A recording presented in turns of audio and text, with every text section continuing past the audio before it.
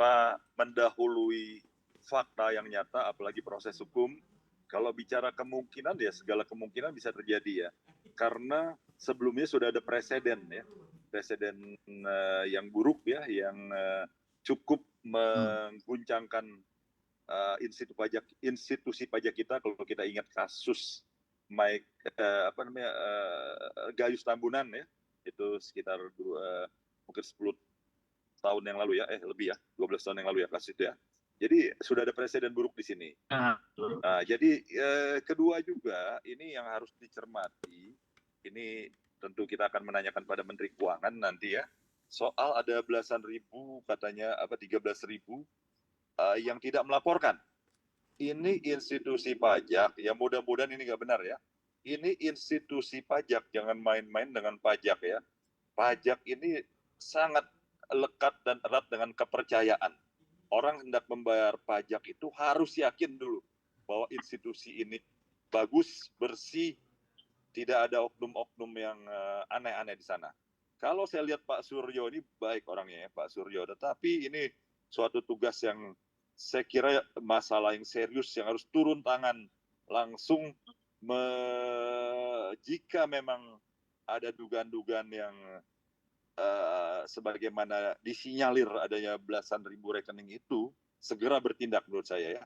Jangan sampai terlambat, karena di saat giatnya masyarakat dituntut membayar pajak ya, apalagi masyarakat menengah dan bawah itu kalau di mana-mana dikenakan pajak kita ya, sampai bayar restoran dan sebagainya. Jangan sampai ada praduga, ada orang-orang kuat tertentu ya, mohon maaf katakanlah pengusaha hitam atau apa, bermain-main dengan oknum di sana.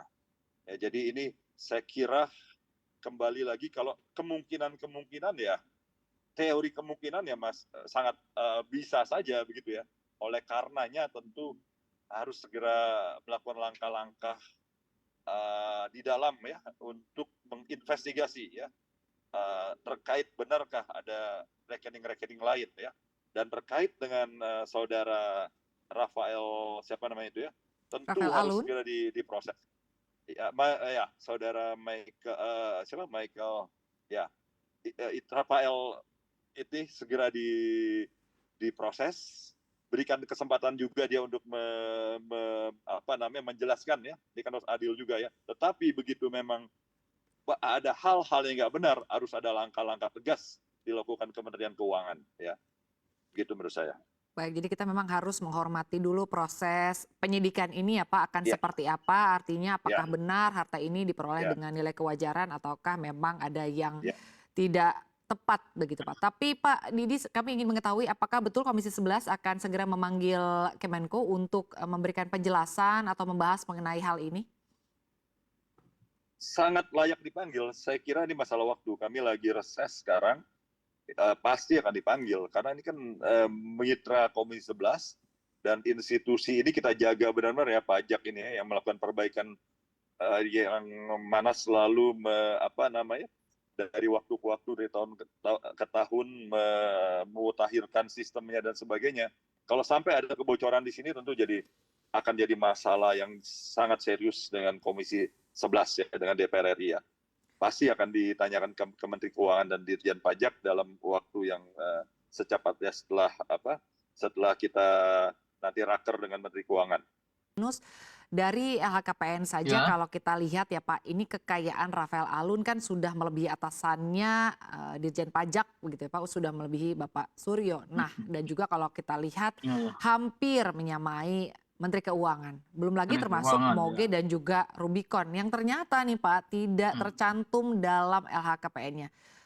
Anda sendiri melihatnya seperti apa Pak mengenai aset-aset atau harta benda bergerak, benda tidak bergerak yang memang tidak didaftarkan ke LHKPN oleh penyelenggara negara?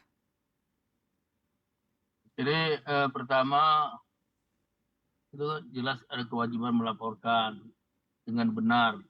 Jadi di sini ada dua hal yang penting, melaporkan wajib, tapi jujur juga dalam melaporkan.